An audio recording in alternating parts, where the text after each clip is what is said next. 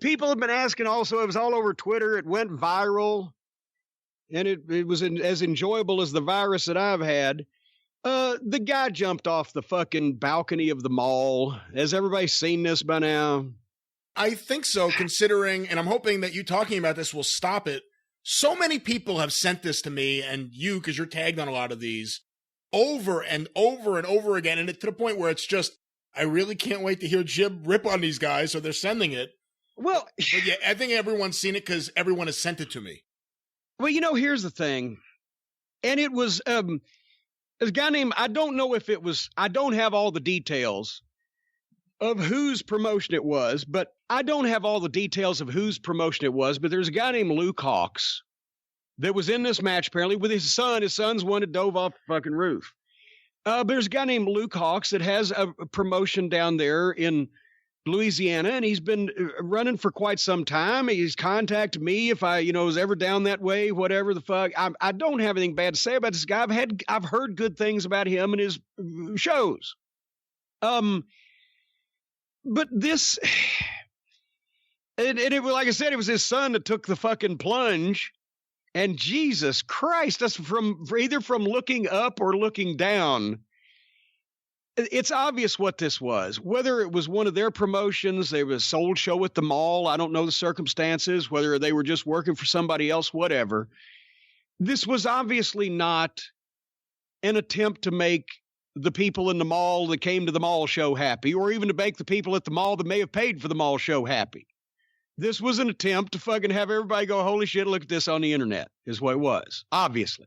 Because nobody in their right mind, as a businessman, OVW ran in shows in public places at fairs and festivals, at the local minor league ball team, at the baseball field. What does a mall want if they say, oh, we'd like to have a wrestling show and we'll put up X amount of dollars for this to happen? They want to draw a crowd in that will then go and shop at their stores. They want to entertain the kids and have something to put in their advertising to draw people again to the mall. They want people going out saying they were entertained and wow, it was a good show and I'd like to come back. So what would happen if the fucking manager of the mall, somebody walks in his office and says, hey, one of those wrestlers just jumped off the second floor of our balcony and goddamn, he's dead. He is stone cold graveyard dead. Broke his fucking neck. Or he's broken his leg. The fucking bone is sticking out. Goddamn blood. The kids are puking. They need counseling. We've already heard about 3 lawsuits from, so there was no thought to that. Because this was literally the kid steps over the rail and does a crossbody from, what was that, 25 feet in the air, give or take 5 either way? Yeah, because I saw a second angle, the one that you see from his level, from the balcony. Oh, that looks like 100 feet. That looks like 100 feet, but then when you see the one from the floor, it's still, impressive if that's your kind of thing. Well, yes, we're not diminishing the height of the thing, but we're just a legitimate 25 feet. To dive into, if it's 25 feet up and the wrestling ring is about 3 or 4 feet off the fucking ground, you're flying 20 feet and there was 3 guys in the ring. I think apparently his partner and the 2 opponents, right? I think his partner was his dad. And they set up to provide some kind of base, but it didn't make sense for him to crossbody his dad. So the 2 in the front were taking the most of it. His partner was just kind of holding him up there, supposedly.